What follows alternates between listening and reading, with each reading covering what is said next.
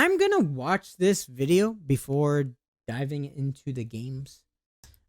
So I did something crazy. I swiped over I thought it'd be very interesting. 139,000 times I find across it multiple dating insane apps that like this guy Hinge, has swiped Bumble, and a Tinder, the hundred three and layers of hell, something and dug thousand through my times. dating history data to find out, are dating apps pay to win? Wouldn't you like to know?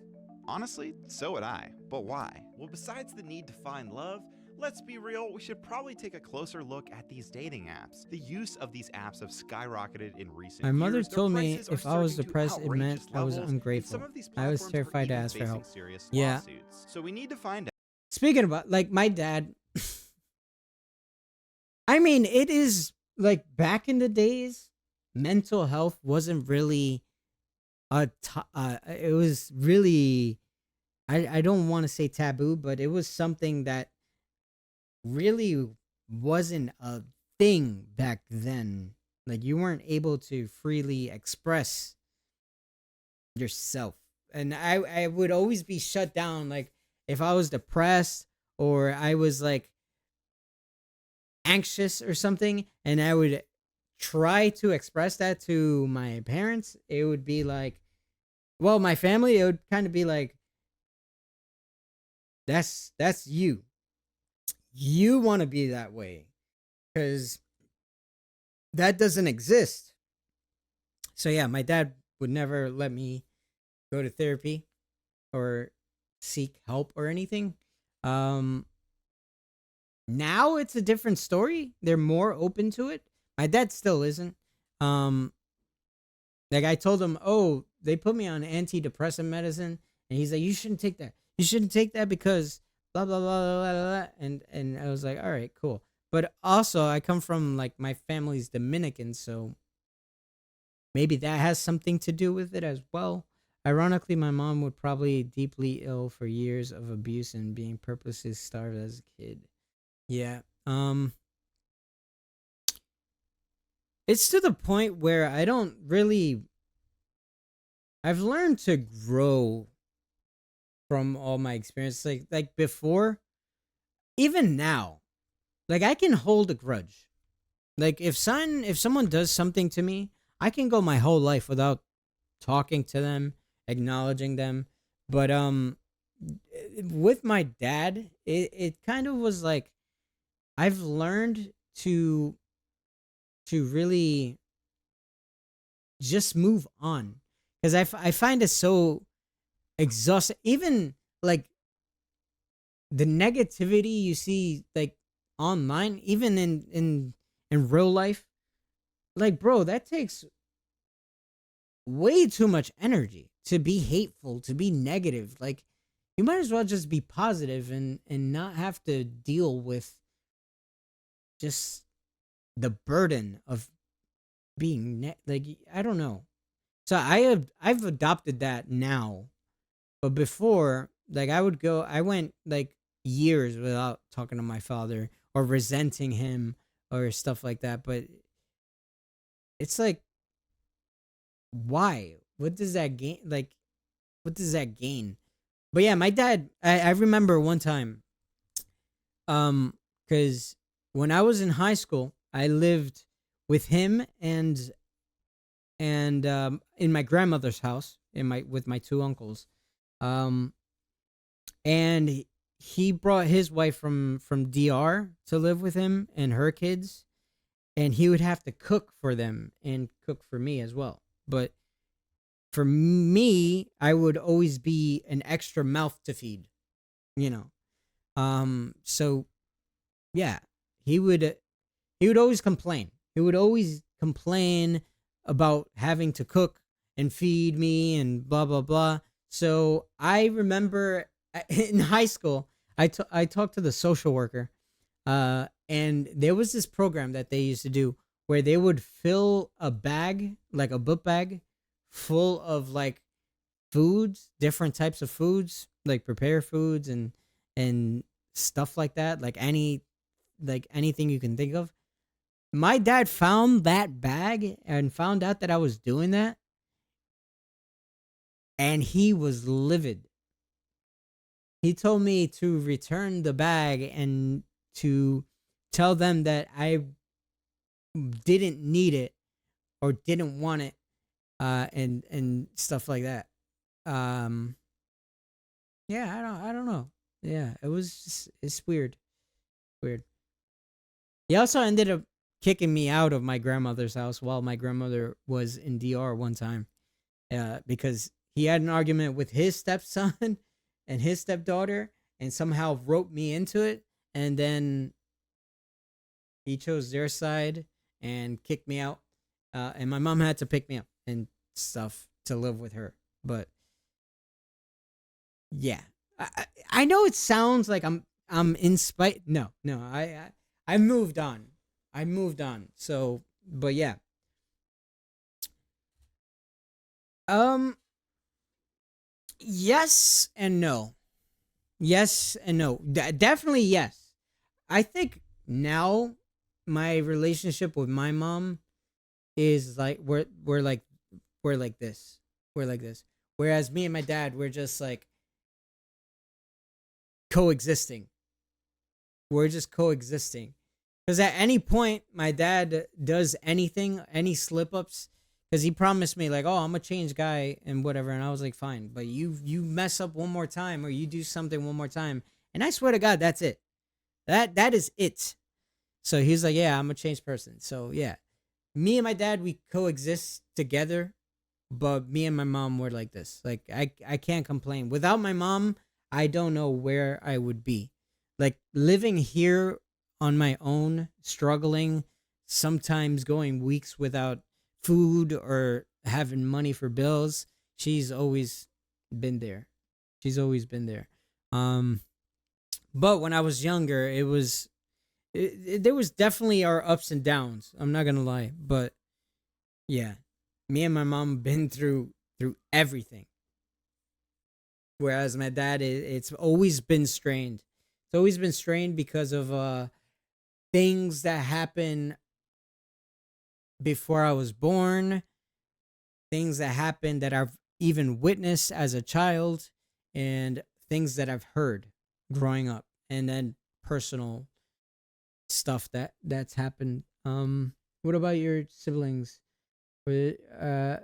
So my younger sibling, they live with my mom.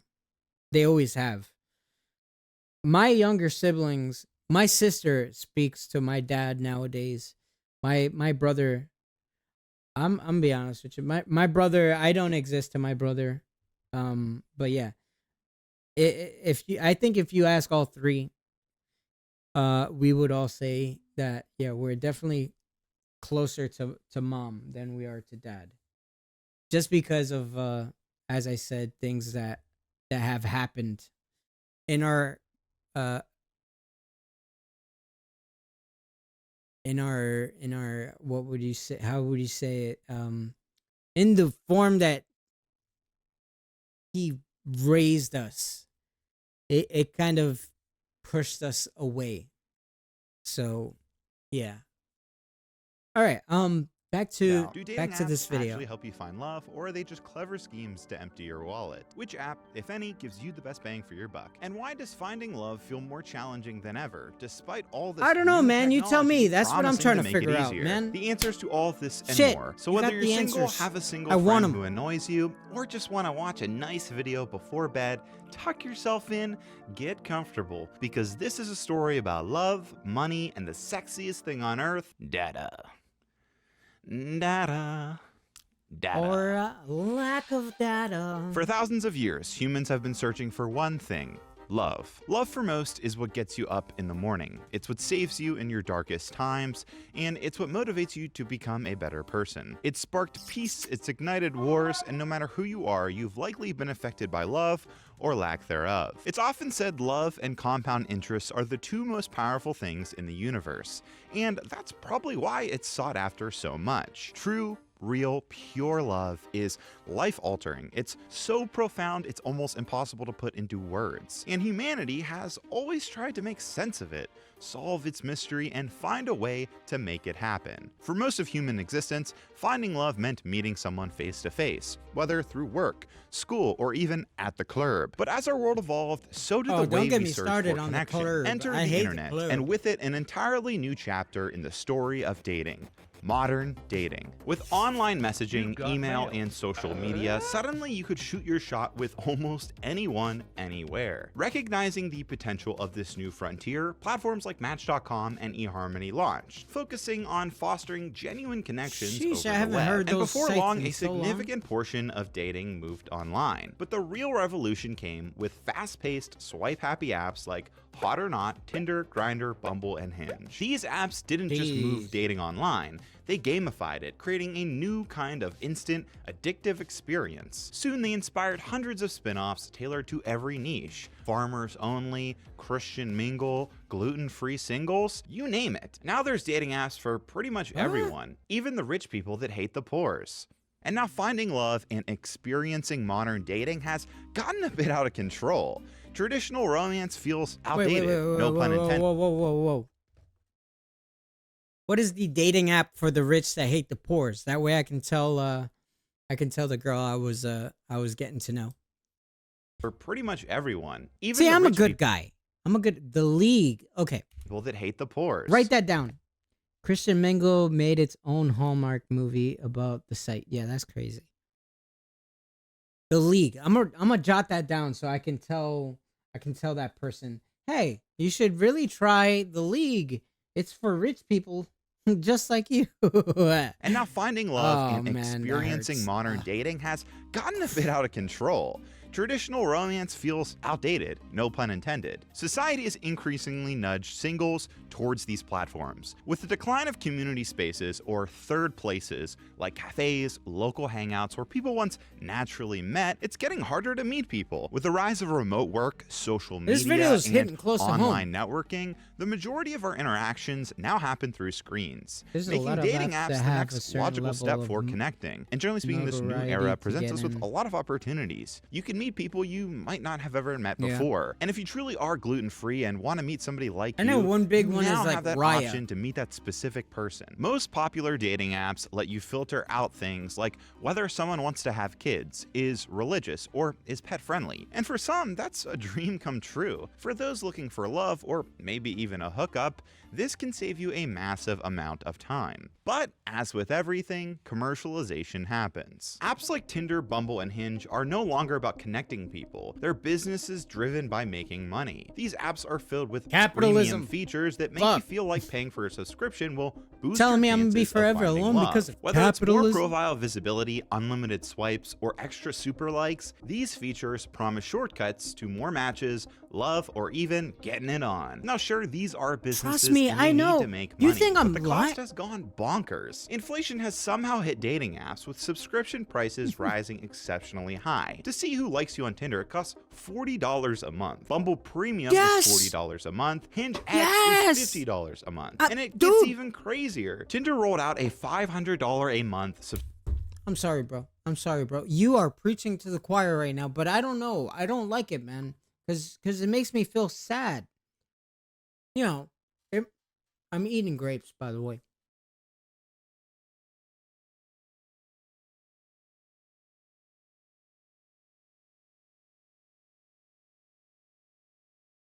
Wait, no, that's shopping. Look. I mean, you can't really see it, but look, man. I have all the apps he mentioned. It's all the same bullshit, dude. Oh, man, these... Sometimes I feel like just getting a flip phone. Like, man...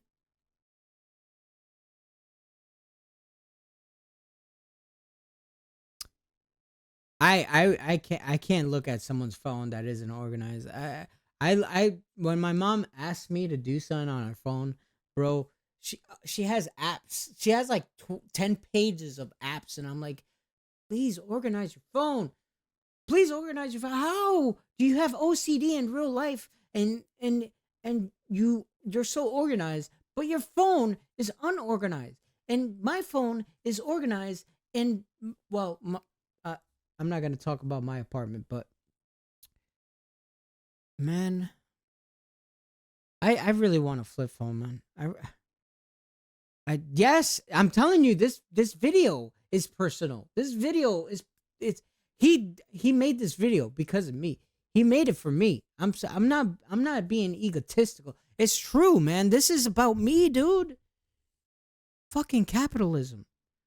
Can I just buy a sidekick off eBay and put my SIM card in it? Bro, subscription, and now it seems I don't need impossible social to use media. many of these apps without opening your All right, wallet. This subject has brewed so much controversy, a class action lawsuit in the US was launched earlier this year, claiming that dating apps like Tinder and Hinge are designed to addict users rather than help them establish relationships, and are even predatory. The plaintiff said that Match, the owner of these apps and many others, defrauds those looking for love, and their algorithm rewards compulsive use on their platform. I'm calling it now. I'm calling it now. He is going to say what I said.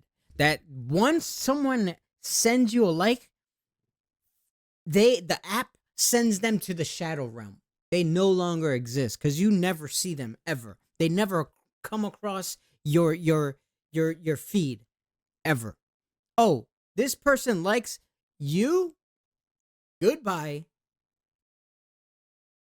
He's gonna say it. Watch. He's going to say it because this video is about my life. This is my biography, and it's so sad. I feel so depressed now. Therefore forcing the average user to pay hundreds of dollars a year for these subscriptions. Match Group said, quote, "This lawsuit is ridiculous and has zero merit." Now, I'm not one to make assumptions, and with this lawsuit going on, loneliness skyrocketing, and me being single, I thought this would be a perfect opportunity to look into this. Is this really the key to that would be a connection, major or plot just some twist if cash he was grab? like, Luckily, I'm here, single. a man who puts his life, body, and soul on the line for things he cares about, a man committed to finding love, a man who's got so much affection it hurts, a man who... All right, relax, buddy. To find out if dating apps was really worth it, my plan was simple. I needed to use these apps a lot, track my experience, and find as much data as I could to give you all enough information to make an informed decision. That A lot of is people don't realize that you can actually request your data from these dating apps, and you could find out how many people liked you, swiped, how many people you matched with, and more. With this data, my personal experiences, and a few extra steps, we can actually get some real answers about these dating apps. But before we get into my research and break down each app and my findings, I have to talk to you about something incredibly important. No, you Smelling don't. good. As many of you know, years ago I worked in retail where I'm telling you right now, the reason I'm single and can't mingle is not because of my scent. It's not because of my scent. So I'm sorry, bro. I'm gonna have to move the video along because Now back to it. Now a few quick notes if this scent wasn't is not already an clear. issue for me. This data is saying. raw. It's from the depths of modern dating hell. I'm saying this because I was on these apps not just for the bit. To me, that would be a bit still on the psychotic apps, man. if I purposely swiped on thousands of people for a video. I only thought of making this video and looking into my dating history and the data and analyzing it a few months ago. I've gone on real dates, made real friends, and all of it has been pretty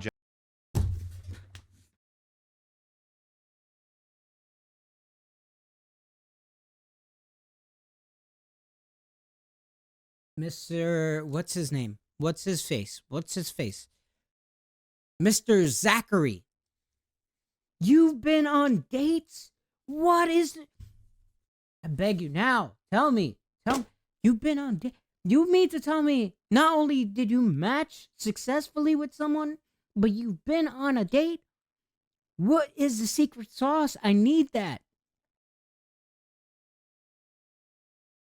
Nah, man. Nah, he's beating around the bush too much. It's actually genuine. The point I'm making is that this experience is pretty much as real as it's gonna get. I also want to emphasize this is only one piece of the puzzle. I'm one person living in Western Pennsylvania. Now I do travel as much as I can. I mean, I live in my Rhode Island. experience That just on dating apps where I live may be different from someone who lives in a place like Salt Lake City or Paris. I thought Plus, he was I'm gonna a say guy. Rhode Island. I'm not a female, so I'm only offering 50% of the story. What might be great for me on these apps might not be great for other people in other cities or females. Now, with all that out of the way, let's get into the apps and my findings. Insert door Hinge joke here. Okay, for those of you who don't know, Hinge markets itself as designed to be deleted. The app claims to focus on more meaningful connections rather than casual swiping. Unlike Tinder and Bumble, Hinge uses prompts to encourage deeper interactions and compatibility. Like one Over the years, rose Hinge has given that us you some can iconic send to memes, so someone. here's a couple. Bang. For many, especially people around my age, Hinge seemingly is the dating app of choice for actual relationships. If Tinder is like diving into a shark tank, Hinge is more like wading through jellyfish. There is still a chance you'll get your heart broken and even die, but at least you're in slightly safer waters. Hinge has 3 versions. The free version, Hinge Plus at $30 a month, and Hinge X at $50 a month. Hinge caps you out on how many likes you have to access a day. So in order to have full access to Hinge, you have to pay. Premium plans let you see the full list of people who like you, offer priority likes, unlimited daily likes, and give access to additional dating preferences. Now, it's worth noting the highest tier, Hinge X, claims you're likely to get 3 times as more dates with this plan. Now, in my research, I couldn't find where they got this number, but I'm sure they have some internal data that shows that this might be true. Still, like I think it would this be close nice to if the data clicking was off this public video, and a little bro. more accessible I'm about to for ask people, because, ChatGPT. let's be honest, it's a pretty bold claim. 3 times more dates, that's a lot. There's a long-standing theory that Hinge uses an ELO system, meaning the more likes and matches you get, the more likely your profile is going to be shown to others, creating a feedback loop of visibility. Similarly, fewer likes may mean fewer appearances.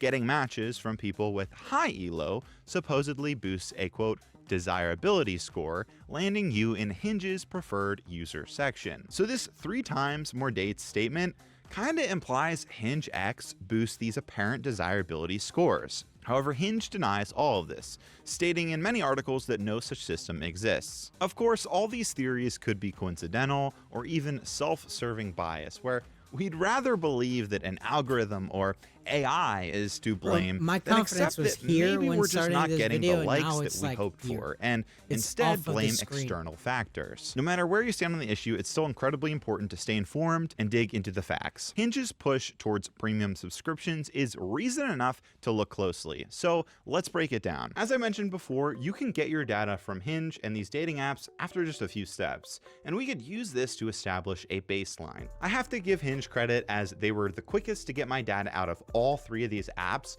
I requested it and received it in less than 72 hours. When it comes to analyzing my swiping and match history, I used a website that breaks down your data into cold, hard numbers, and the results were enlightening. Over the course of my time on the app, a little over a year and a half, I sent out a total of 1,936 likes and received 90 matches.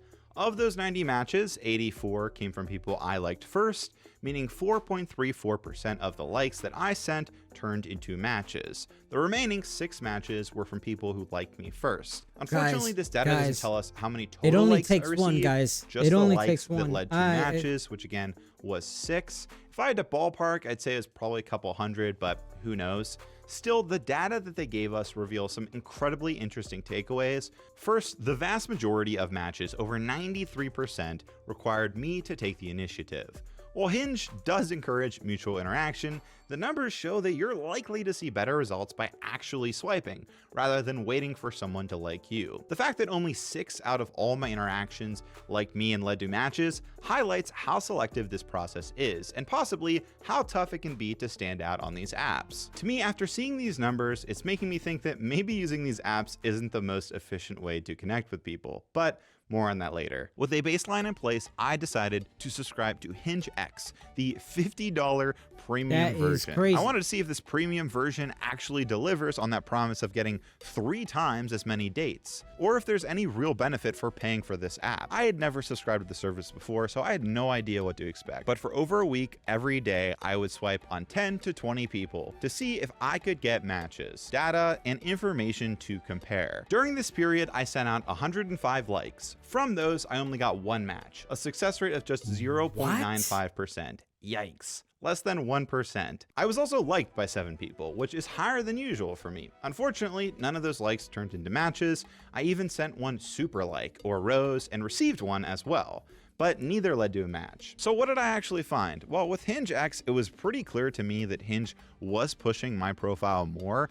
I consistently received at least 1 like a day, compared to the free version where I would likely get like 1 to 2 a week, if that. That said, even with the increased visibility, the ability to convert those likes into matches just weren't there. I also might have skewed my premium results by liking that many people a day. According to previous data, I swiped over 1,900 times over 500-ish days. That would be an average of around 3.59 swipes a day, but I just wanted to get the most out of the premium service, so I swiped a lot more. But just so you know, if I swiped 3.59 times a day, assuming the results were the same, I still would have had a success rate of around 3%, which is a lower percentage than my experience with the free version. So while Hinge X may seem appealing, I believe the results don't necessarily justify the cost. If anything, they highlight that these apps often overpromise while under-delivering. But that's just Hinge. Let's talk about another app.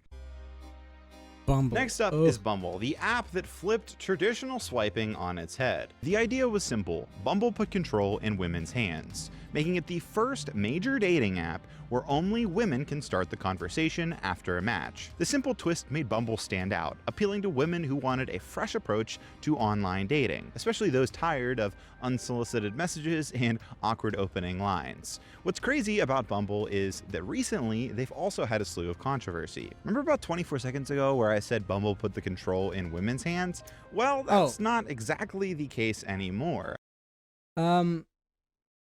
Wait, what about gay men? Ask Ludwig. Isn't he gamer of the year? A couple years ago, Bumble launched a feature called Compliments, which allowed users, men included, to send a note before they decide to connect, which kind of defeats that original idea, doesn't it? Just You might don't be talk thinking, beauty, why would though. they do that? Oh right, money. Initially, you'd get a few compliments for free. Then they limited that and started charging people a ton to compliment others. It seems like the company got pushed back a lot on this because I could not find a way to purchase compliments. In fact, it gave me no option to do so, but there was still an option to send them, just not. Actually, I can answer this for myself. Myself. So can gay men not talk to each other on Bumble unless one identifies as a woman? Yeah. Yeah. Sometimes you be swiping, boop, boop, boop, boop, boop. Oh, man. Okay. It slipped. Boop, boop, boop. Because, yeah. And vice versa. Sometimes, man. Sometimes, but yeah, there's a lot of dudes that put female just to talk to males. So. Not buy. So if I'm reading between the lines, I believe they're quietly removing this feature, but don't worry, Bumble is still trying to make money in other ways. Like Hinge, they have a premium plan. Their plan includes the ability to see who liked you, unlimited likes, super swipes, and free boosts. Interestingly, the prices of this plan vary a lot. According to some, Bumble prices depend on regions, age, sex, and more. Now, I don't know if this is entirely true, but when I purchased, it was a different price than what it is right now, and even some articles and Reddit users all have different sets of prices. They could just be constantly changing their prices, but who knows? So I can't tell you the exact current price for everybody, but I can tell you how much I spent insane. and if it was worth the bang for your buck. So how much did I spend? $250. Bruh.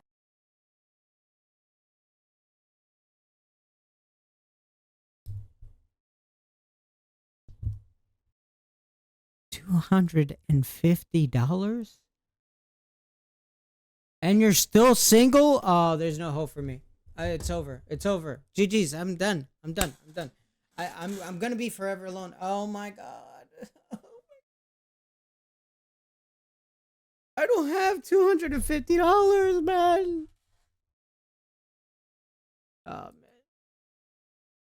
This video is supposed to make me feel better. And it's doing the opposite, dude.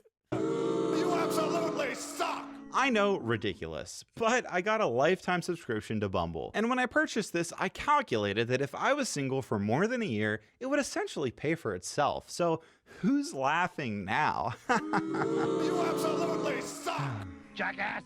Because of this, I have a lot of experience with Bumble Premium. However, we ran into a slight problem. Bumble is taking forever to provide me with my data. Hinge, and you'll see later Tinder, just took a few days to get me my data, and I've been waiting weeks for Bumble. So we're gonna circle back to this hopefully in a few days. I bet you didn't take forever to take those $250 from me though. The moment you want your data, oh no, there's a 5 to 10 business day wait, not including weekends. Hi, Data. I'm Ken Swizzle. Smelling data. Ever need a time machine? Data. It's a So real I did time something machine. crazy. Oh, Who's laughing time now? machine. Okay, me from the future here. After 20 days, Bumble has finally sent me 20 my days. data. Not even I 5 don't know to 10. why Just it took that 20 long, days, dude. but we finally have it, so let's dig into the Are you numbers. sure it So wasn't during an my time an on Bumble, I swiped Ancestry.com a total of DNA test? 58,584 times, saying yes to 21,857 people, and no to 36,727 people. On the flip side, 373 people swiped yes on me, while 15,238 swiped no. Ouch. That means that just 2.39% of people who encountered my profile chose to swipe right. Also, according to Bumble's data, I've only had 7 matches, but that seems to be incorrect because I currently have 26 matches in the system right now, and I'm confident that over the time I've used Bumble, I've had significantly more. Hypothetically though, if we use that 26 as a number to find my overall match rate, my overall match rate would just be 0.044% of all of the swipes I made. A shockingly It's low 'cause I number. cut my hair, Without isn't it? question, Bumble has been the least successful dating app for me compared to others. Now, having said that and seeing that low percentage point, you might think, what's the point? Well, I really don't think that these numbers paint the whole picture for Bumble. I've had a lot of quality conversations, connections, dates, friendships come from Bumble. So even though the numbers aren't necessarily on my side in this equation, I definitely do think that I've gotten my fair share of use out of it, and I've had some really good connections. Now, unfortunately, Bumble doesn't provide as much detailed data as other apps like Hinge and Tinder, so I can't really establish a clear baseline to compare my results before upgrading to premium. That said, I can confidently say I've experienced more success with Bumble Premium than without it. Despite my overall low results, I pretty much always noticed a significant spike in likes whenever I used my weekly boost included with Premium. In fact, if I had to put a number on it, around 90% of my likes during my time with Premium came directly from that weekly boost. With all that being said, Bumble Premium feels a lot like Hinge X to me. You do get an increase in visibility, though I'm not sure that that increase is significant enough to justify the cost. However, I do think that it's really nice that Bumble offers that one-time purchase to own it outright. If you're projecting you're gonna be single for a bit, or maybe you just wanna play the field for the time being, then that one-time purchase is definitely an easier pill to swallow than shelling out a monthly fee. But that's everything about Bumble. Bro, what do you mean an easy pill? $250, man. $250 to find my soulmate? No, bro.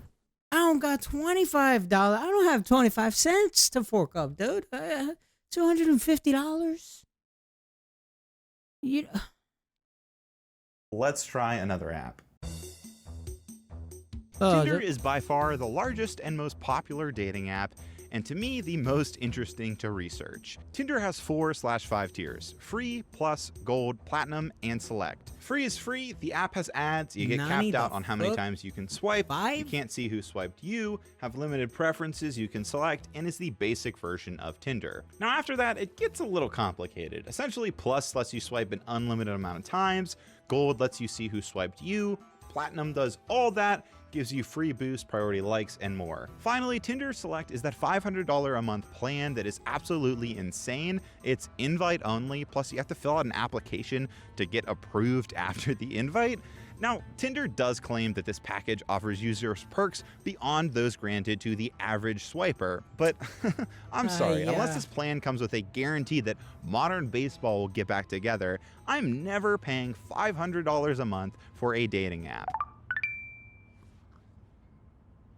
Oh no. God damn it. So I'm not kidding, I actually had Tinder reach out to me this summer and invited me to Tinder Select, and for science, I went ahead and tried to see if I can get approved. I wanted to see if I could just get approved. Honestly, I never intended to pay $500 a month for it, but I wanted to have that ability in my pocket as I was in the early stages of ideation for this video. So I had to apply and I actually got approved. Now, interestingly, I never realized I received this email until I sat down and started working on this video. And now, unfortunately, when I went to use my approval and try out this ridiculous subscription, they said they were no longer accepting applications. So I guess I missed out. But don't worry, I have a lot of other data on Tinder's most popular subscriptions. Back in the day, me and my single frugal peers would use this one trick that Tinder hated. Essentially, Tinder would offer Tinder Gold for a massive discount for the first month, something like 50% off. So instead of paying $40 to see who liked your profile, you could just pay $20. What I and many others would do is subscribe to this and then instantly cancel. Tinder would then send you the same offer couple days later. So essentially you can get access to real full Tinder at a 50% discount if you were on the ball. For those rolling their eyes, come on, paying full price for dating apps in this economy? Ridiculous. Anyways, over the last year or so, I and many others have done this on and off until Tinder seemingly caught on and changed the deal to Tinder Platinum. So you still get a discount, but now you're spending an extra $5. Bro, maybe the only way you'll get me to consider this is if another lockdown happens and that stimmy check comes around. You know what I'm saying? That's the only way I might consider it. But otherwise, bro, you lost me at 3 digits, bro. Like, and you get platinum instead of gold. Now, originally this annoyed me, but this is actually where I got the idea for this video. With Tinder adjusting their discounted package, I now have a boatload of data of me using Tinder Gold, Platinum, and the free version. Ha! Take that, Tinder. So I asked for my data. It only took a few days to get, and to analyze it, I used a website called Swipe Stats, and the findings were pretty fascinating. In January and February, I used free Tinder an average 3 matches a month. From March to May, I upgraded to Tinder Gold, which bumped my average to 4.6 matches a month. Then, from June to October, I subscribed to Tinder Platinum and saw a significant jump, averaging 14.6 matches a month. Statistically, Tinder Platinum actually got me more matches, like a lot more matches, and this really shocked me. Now, looking at the rest of my data, because I've been on Tinder for a while, I also saw some other interesting things. 2 Julys ago, I experienced a similar surge in matches, but it still didn't compare to the recent spike during my Platinum subscription. Another intriguing detail is that even though I had more matches during this Platinum period, I swiped on fewer people overall. Was Tinder showing me better quality matches because I was paying for Platinum? Maybe. I can't say for certain, but the data is definitely interesting to see. Now, for the sake of transparency, there were a few days during those months where I didn't have an active premium subscription. I would occasionally cancel and wait for them to offer that discount, but this was only like 2 or 4 days at a time, so I still got 95% of the month in with a premium subscription. And honestly, I think that's enough data to find a good representation of if these subscriptions are actually worth it or not. Additionally, in January and February, I did use a gold pass for 7 days, which essentially just let me look at who liked me during that time, but predominantly during that time, it was all Tinder free. Another thing I noticed during my time on Tinder was the number of matches I got from bots or people promoting their side hustles. At first glance, it may seem Yes! obvious if you carefully examine their profile, but let's be real, we've all been there. You're in the middle of a swiping session, you see someone attractive, and you just swipe without thinking too much into it. Then a few days later, you get a match, only to realize it's not a real person. Also, I have no problem with people that do those side hustles. I just think it's a little bit unethical to promote that on Tinder, where people are trying to find relationships or actual hookups. Just saying. This happened to me so many times, no matter which level of Tinder I was using. It's also worth noting that both Tinder Platinum and Gold included one free monthly boost. Yeah, it's and not honestly, like you're paying for a guaranteed result like with Hulu and Netflix. You're guaranteed to be able to watch their content. You're not guaranteed no matter what you do, a date These or a boosts partner really is such a skew the scam. results, It which really does is. raise the question, is it better to just buy boosts instead of a subscription? Regular boosts might actually be a decent investment if you use them strategically during peak activity times. Buying 5 boosts for $34.99 might deliver more value than paying full price for Platinum, but that's just one piece of the puzzle. So what are my overall conclusions about paying for these apps and these premium services? Are dating apps pay to win? Well, I'd say sort of. I wish I could tell you that the free versions of these apps are just as effective as the premium versions, but they're not. In most cases, Hinge, Bumble, and Tinder, I did notice better results with a premium subscription. Sometimes If this guy would have said, in the process of making this video, I have met my girlfriend, my current girlfriend, I would have been like, oh, okay. But the fact that you spent nearly $1,000, think about it. Tinder was like $500, Bumble was like $250, and then the other apps close to $1,000, and nothing resulted from that, bro. Like, it's already hard enough as is. I don't want to feel like I'm playing fucking Monopoly or fucking Risk or something with my dating life. Like, I don't want to do that, and I don't want to spend money. It's already as hard as it is, man. Like, first of all, there's scammers, there's catfishes, there's trends, there's a bunch of people you gotta filter out. You can swipe not only 130,000 times like this guy, but you can do 250,000 times or 1,000,000 times, and you still won't get a match. Let's say you do get a match. What if you don't like the person? What if you don't find that person compatible? Then you gotta unmatch. Or in common cases, they unmatch your ass. It's already like a fucking, this just seems like, oh man, I get it would be more likes, sometimes it would be more matches, sometimes it was just an overall better user experience. However, I still don't think the premium subscriptions for any of these apps are truly worth the price tag. So let me be clear, this is far from an endorsement for any of these premium service dating apps. If anything, it's the opposite. These apps are expensive, and frankly, they overpromise on a lot. It's clear that many of these algorithms are designed more to get you to keep paying than actually help you find matches. So it's no surprise then that some of these companies are being sued and labeled as predatory. They target lonely people, convincing them that paying for a subscription will dramatically improve their chances of finding a connection. But here's the darker truth. Most people who have success with dating apps are probably going to have success whether they pay for them or not. And the same can be said for people that aren't having luck. There might be an issue with their pictures, prompts, or maybe they just come across better in person. Personally, I feel like I come across better in video or in person than I do in photos. Some people just don't take great pictures, and paying hundreds of dollars for these services isn't going to fix that. I've had success with both the free and premium versions of these apps, and honestly, based on the data I've gathered, I honestly, I think it's the hair. I think it's I'm just growing out my hair. I'm just growing out my hair again. That's it. Like, even let's say you fork up $500 or $250, right? And let's say by one miraculous event or thing that occurs, you meet someone and you got a girl. Bam, she's your girl. That $250 or $500 subscription, poof, no longer of use because you already got. It's not worth it, man. I'm just telling you, man. It is definitely the hair. It's the hair. That's it. I'm sold. I'm gonna grow out my hair. I'm not gonna pay $500 for a dating service, but I am gonna grow out my hair because look at that, man. Look at that.